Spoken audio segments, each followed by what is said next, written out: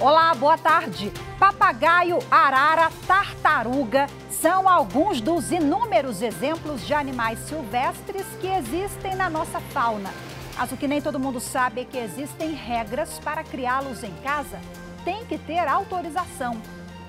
No Jornal da Justiça de hoje, nós vamos contar a história de Pedro e Nina, dois papagaios que vivem com um advogado em Brasília. Esse é apenas um dos destaques do dia. Vamos aos demais. Estudo aponta que 1 a cada 3 mulheres agredidas com arma de fogo já havia sofrido violência antes. O Supremo Tribunal Federal mantém bloqueio de contas do Partido da Causa Operária nas redes sociais.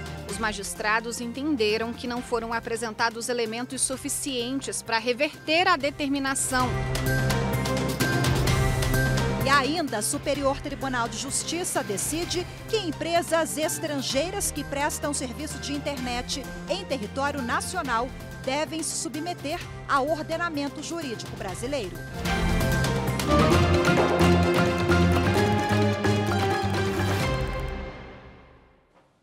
O Instituto Sou da Paz fez um estudo sobre o emprego de arma de fogo em violência contra a mulher.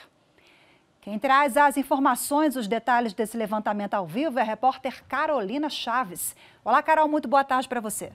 Olá, Rafaela, boa tarde para você também, boa tarde a todos. Olha, quando se trata de violência repetida, 1 a cada 3 mulheres agredida por arma de fogo já sofreu algum tipo de agressão antes. Os dados sobre a violência armada letal e não letal foram retirados do Sistema de Informações sobre Mortalidade e também do Sistema Nacional de Vigilância de Agravos de Notificação. Esses dados são de 2012 a 2020 e o estudo apontou que nesse período metade dos homicídios femininos foi por arma de fogo. Isso representa uma média de 2.200 mulheres assassinadas por ano. Segundo o estudo, as principais vítimas são mulheres entre 20 e 29 anos e também a desigualdade racial está muito presente nessa violência, quando mais de 70% das vítimas são mulheres negras. Ao final do relatório, Rafaela, o Instituto Sou da Paz explicou que uma das iniciativas para o enfrentamento da violência contra a mulher seria a implementação de uma política rigorosa no controle de armas de fogo. O relatório completo sobre esse estudo está no site do Instituto Sou da Paz. Rafaela. Muito obrigada, Carol, pelas suas informações. Boa tarde mais uma vez. E pela primeira vez, o Conselho Nacional de Justiça lidera, no Brasil, ações que integrarão a campanha de 21 dias de ativismo pelo fim da violência contra as mulheres. Com o engajamento de entidades da sociedade civil e órgãos públicos, serão promovidos debates sobre o assunto. A campanha de ativismo pelo fim da violência contra as mulheres é realizada internacionalmente desde 1991. No Brasil, a violência atinge com mais força a mulher negra. Por esse motivo, a campanha será realizada a partir do Dia da Consciência Negra, no próximo dia 20 de novembro, e vai até o dia 10 de dezembro, quando se comemora o Dia Mundial dos Direitos Humanos. A 6ª turma do Superior Tribunal de Justiça anulou as provas obtidas em busca motivada apenas por antecedente do suspeito. Acompanhe na reportagem de Jéssica Castro.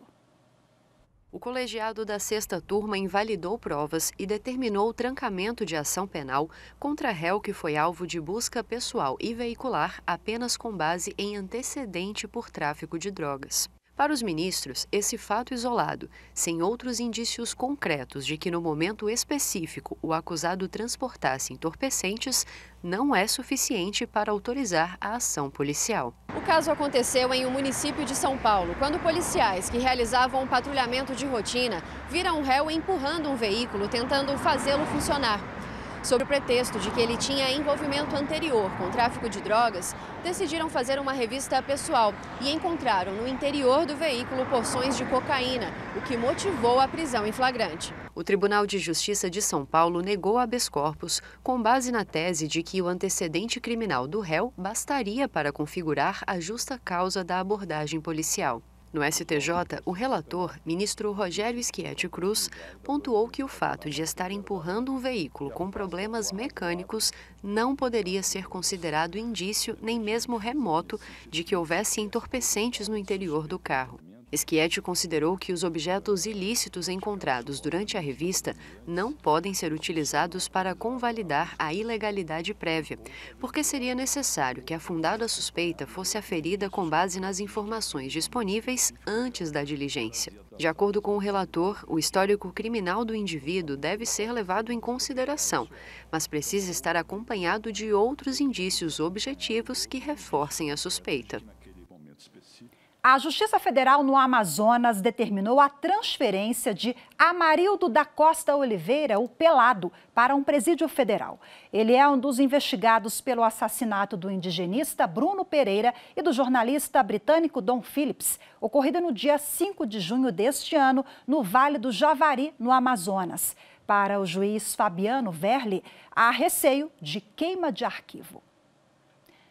Por maioria de votos, o Supremo Tribunal Federal manteve a decisão do ministro Alexandre de Moraes, que determinou o bloqueio das contas do PCO, o Partido da Causa Operária, nas redes sociais. A decisão foi tomada em sessão no plenário virtual.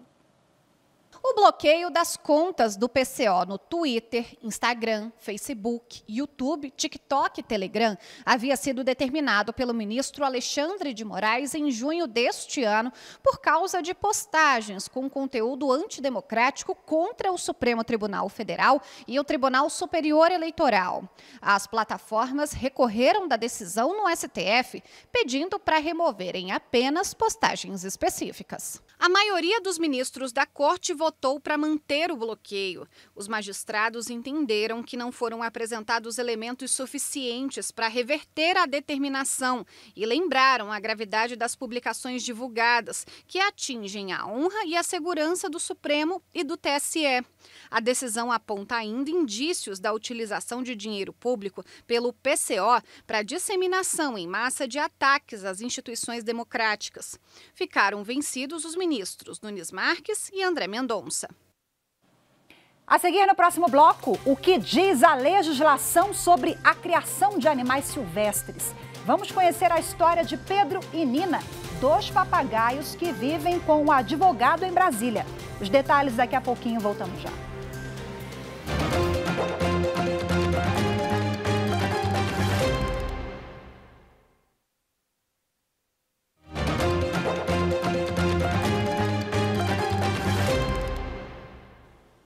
No Brasil, existem regras para criar animais silvestres em casa. A fiscalização é feita pelo IBAMA. Agora você vai conhecer a história de Pedro e Nina, dois papagaios que fazem parte da família de um advogado que mora aqui em Brasília. Os papagaios, Pedro e Nina, são criados como filhos pelo Fernando. O advogado conta que achou o Pedro, há 17 anos, ainda filhotinho, machucado, em uma estrada na divisa de Goiás e o Distrito Federal. A Nina foi encontrada por vizinhos, também ferida, e desde então faz parte da família há 12 anos. Como o papagaio é animal silvestre, Fernando briga na justiça para manter os bichos de forma legal. Estudei casos similares, né? Não havia nenhum caso similar, sempre era de... Primeiro o IBAMA prendia, ou a polícia, ou o IBRAM, e depois a pessoa procurava na justiça para reaver a ave, né? Aí eu não queria passar por essa situação. E o tutor não é cuidadoso somente com os documentos. Os papagaios têm uma gaiola que mais parece um quarto, com divisórias de vidro e brinquedos. A alimentação é baseada em frutas e ração prescrita por veterinário, além de sempre saírem para passear. Fernando fez questão de estar com a dupla de papagaios até na hora de votar. Só que em um desses passeios, em uma passeata contra maus tratos de animais, no mês de setembro, o IBAMA apreendeu as aves e multou o tutor.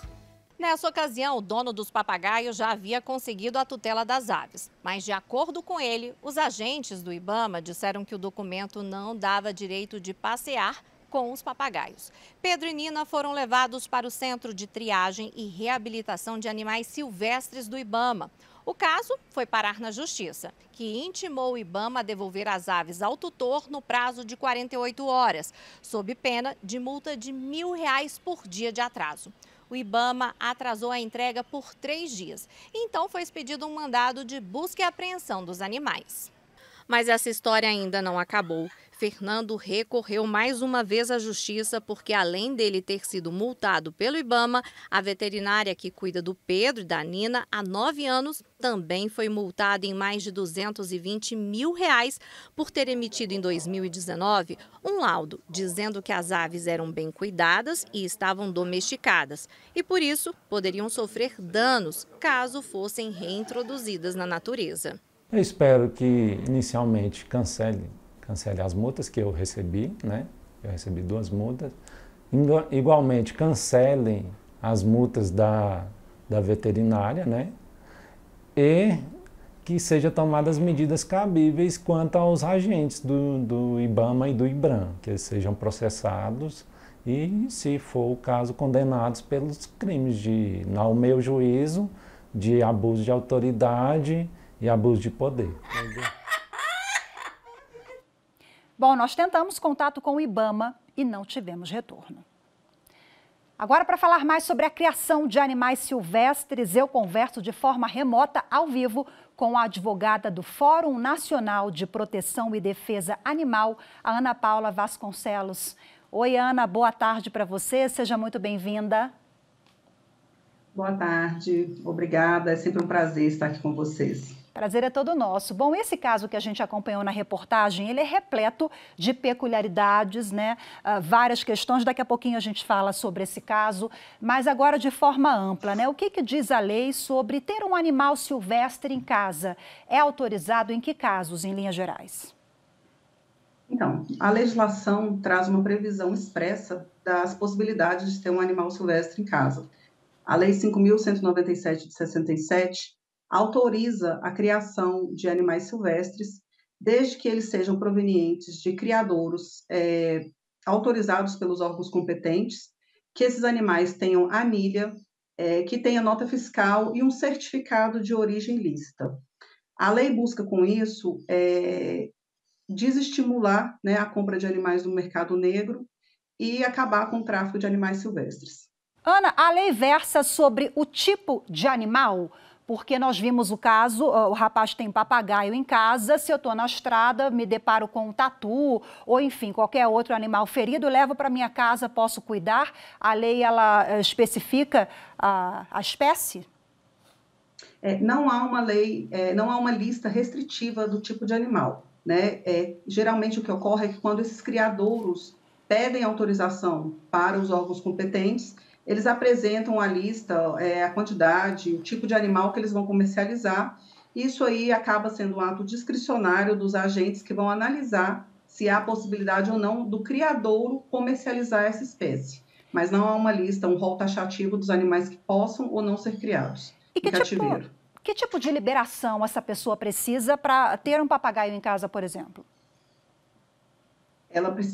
O animal precisa ser anilhado, né, que é um anel que é colocado nos animais nascidos em cativeiro, ainda na mais tenra idade. Isso comprova que o animal nasceu em cativeiro, que não foi retirado da natureza. Deverá também ter um certificado de origem desse animal, bem como a nota fiscal, porque através dessa documentação, os órgãos fiscalizadores poderão entender a origem do animal e realizar as fiscalizações devidas naquele local, para saber se eles estão atendendo às normativas legais. Agora vamos adentrar ao caso concreto que nós acompanhamos agora do Pedro e da Nina.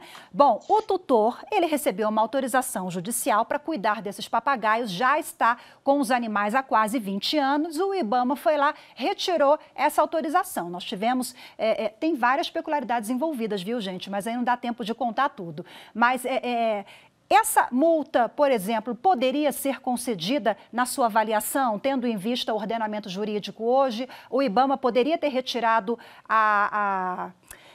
essa autorização dele cuidar dos bichinhos? Os bichinhos foram retirados, depois devolvidos. Como é que você analisa esse caso? Então, essas decisões judiciais que têm dado autorizações para que as pessoas permaneçam com animais mesmo sem comprovar a sua origem, elas são decisões judiciais que não encontram respaldo no nosso ordenamento jurídico, uma vez que não há nenhuma lei hoje que permita tal situação.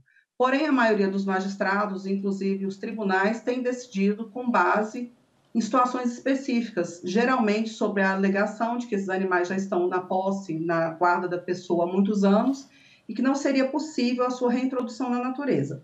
Isso é uma questão bastante controversa, nós temos vários laudos e estudos de veterinários e biólogos dos centros de triagem do IBAMA, em que eles comprovam que animais, às vezes, com até 25 anos de cativeiro, eles podem, sim, ser treinados e reintroduzidos no seu habitat natural. Nesse caso específico, o IBAMA apoiou a sua decisão de apreender os animais por alguns motivos. O primeiro que se alega, né, segundo o IBAMA, é que a decisão judicial daria autorização apenas para que esses animais vivessem no ambiente doméstico, e não que eles fossem colocados em locais públicos que eles pudessem ser exibidos, pois, segundo o IBAMA, tais atitudes colocam os animais em risco.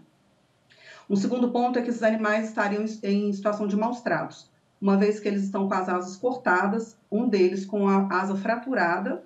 Isso aí foi comprovado através de laudo e avaliação veterinária de veterinários do Centro de Triagem de Animais Silvestres, que é o CETAS, e também, em posterior avaliação, eles estariam com baixo score corporal e com deficiência nutricional. Então, esses foram os argumentos que o IBAMA utilizou para realizar a apreensão. Certamente, né, Ana? Esse caso ainda vai demorar muito, ainda deve tramitar por algum tempo, porque tem muita coisa envolvida, mas você citou agora há pouco, né, que os animais tiveram as asas cortadas, né? Então, isso é comum no caso de papagaios, né? E nós temos a legislação em vigor, temos questões éticas, morais. Qual é a sua avaliação? Isso pode ser considerado maus tratos, por exemplo? Manter o animal, o que está acostumado com a natureza, mas ele já está há 20 anos domesticado, mas nós temos estudos que comprovam que ele tem como se reabilitar, viver na natureza de volta, sim. Então, você encara isso como maus tratos? Qual a sua visão? É uma questão bastante complicada, uma vez assim, que esses animais, na natureza, eles estão acostumados a voar quilômetros por dia. A partir do momento que você cerceia a liberdade do animal, você impede que ele tenha o seu comportamento natural, esses animais estão sim sofrendo maus tratos. Podemos fazer uma analogia com o ser humano, que talvez as pessoas tenham mais facilidade de entender. Qual é o nosso comportamento natural? É andar. Imagina você ser colocado, amarrado em uma cadeira ou ter as suas pernas cortadas para que você não ande, né? É mais ou menos o que acontece com os animais. Então, nós precisamos de uma conscientização da população para que deixe os animais em seu ambiente natural, para que eles possam viver com a sua função ecológica e, assim, expressar o seu comportamento natural. Eu sei que muitas vezes é tentador se ter um animalzinho desse fofo em casa, mas é uma violação ao direito deles e uma crueldade muito grande mantê-los longe do seu habitat. Perfeito, Ana. Com essa excelente reflexão, a gente agradece mais uma vez a sua participação. Fica essa reflexão para você que nos acompanha aí de casa. Realmente é tentador. Os animais são lindos. Um papagaio, por exemplo, e tantos outros, dá vontade de carregar para casa, mas não pode. A gente tem que se atentar à lei, às questões éticas e morais, sim. Ana Paula Vasconcelos, muito obrigada. Boa tarde para você. Até a próxima. Boa tarde. Muito obrigada pela oportunidade. Parabéns pelo programa. Obrigada.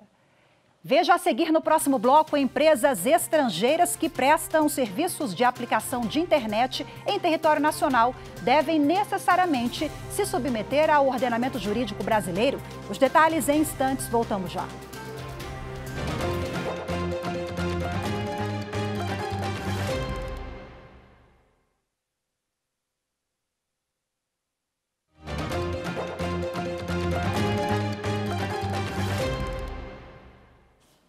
Amanhã tem sessão plenária no Supremo Tribunal Federal e quem já está com a gente aqui no estúdio para falar sobre a previsão da pauta de julgamentos é a nossa consultora jurídica da TV Justiça, Gisele Reis, que eu tenho o prazer de receber pessoalmente aqui hoje no estúdio da TV. Seja bem-vinda, muito boa tarde para você, Gê. Obrigada, Rafaela. Boa tarde a todos que nos acompanham. Conta pra gente, adianta aí o que tem de mais importante, qual é a perspectiva da pauta de amanhã?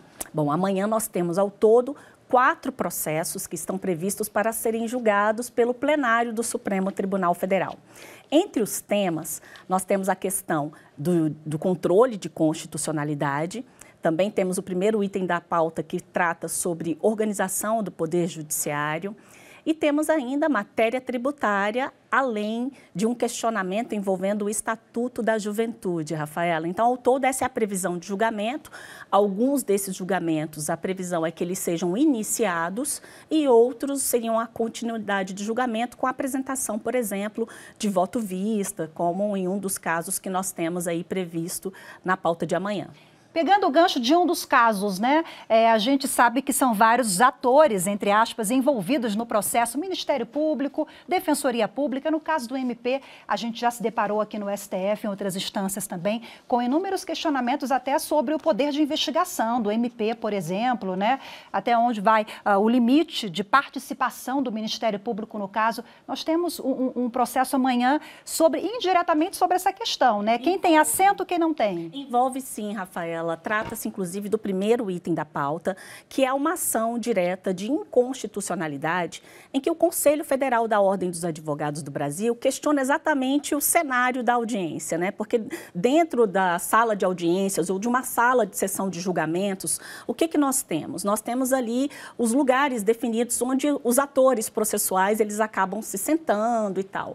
Então, existe uma prerrogativa prevista na legislação de que o Ministério Público ele tem assento ao lado, né, logo à direita, seja do juiz numa sala de audiência ou do presidente em relação a um órgão do judiciário. Aqui né, no Supremo Tribunal Federal? Isso acontece, exatamente. A gente vê, inclusive, nos julgamentos que são transmitidos.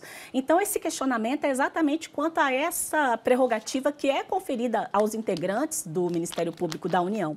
O Conselho Federal da Ordem dos Advogados do Brasil entende o seguinte, que há um tratamento que não tem ali, não há uma isonomia entre a posição que é determinada para que o Ministério Público se posicione nessa sala de audiências ou nessa sessão de julgamento e a posição, por exemplo, do advogado que está ali para poder representar a parte.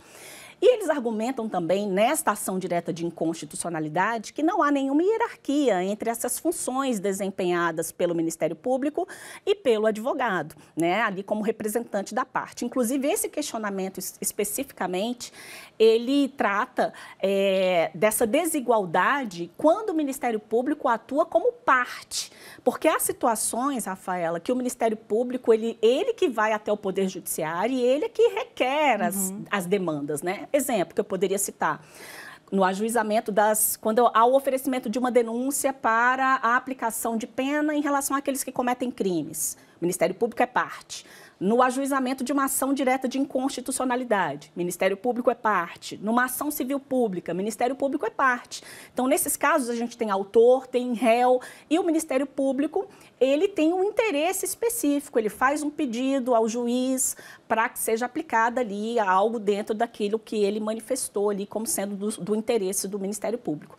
Então, é nesses casos que a OAB questiona, porque há ainda uma outra situação em que o Ministério Público ele atua como fiscal da lei. Né? Quando ele atua como fiscal da lei, então ele estaria ali atuando de uma maneira diferenciada, que seria sem ter um interesse específico, apenas tentando zelar, preservar a correta aplicação da legislação e da ordem jurídica. Maravilha, Gi, muito obrigada pela sua participação mais uma vez, o desfecho desses casos amanhã na sessão plenária ao vivo, transmissão aqui na TV Justiça. Muito obrigada mais uma vez e até a próxima. Por nada, até. A 5ª turma do Superior Tribunal de Justiça decidiu que empresas estrangeiras que prestam serviços de aplicação de internet em território nacional devem necessariamente se submeter ao ordenamento jurídico brasileiro. Está no artigo 11 do Marco Civil da Internet. Em qualquer operação de coleta, armazenamento, guarda e tratamento de registros, de dados pessoais ou de comunicações por provedores de conexão e de aplicações de internet, em que pelo menos um desses atos ocorra em território nacional, deverão ser obrigatoriamente respeitados a legislação brasileira e os direitos à privacidade, à proteção dos dados pessoais e ao sigilo das comunicações privadas e dos registros. Este advogado constitucionalista explica que a regra se aplica mesmo se a empresa possuir filiais no país ou realizar armazenamento em nuvem. Então, independente de uma empresa ter sede no país ou não, ela está sujeita às obrigações da jurisdição brasileira, portanto, deve cumprir as leis nacionais e, dentre elas, a obrigação de cumprir a colaboração com o juízo, nos casos criminais em particular, de fornecer os dados eventualmente coletados, ainda mais em casos como que se tem visto de assédio sexual, crime cibernético. Se há necessidade do exercício da jurisdição no estrangeiro, o caminho é o acordo de cooperação internacional. Essa regra foi discutida em um recurso analisado na 5ª turma do STJ. O caso julgado envolveu professores de instituição de ensino investigados por suposto assédio sexual contra alunas em contas de redes sociais.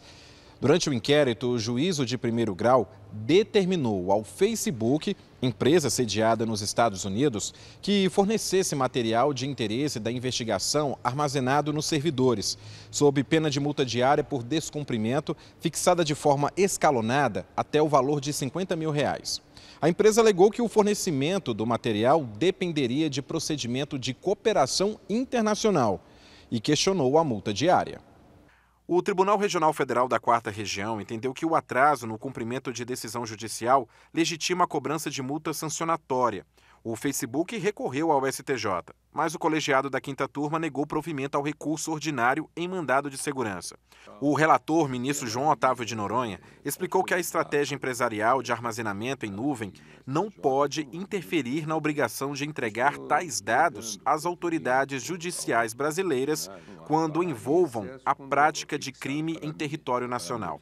Além disso, o relator acrescentou que a cooperação jurídica internacional somente é necessária quando se impõe a coleta de prova produzida em jurisdição estrangeira, conforme preceitua a jurisprudência do STJ.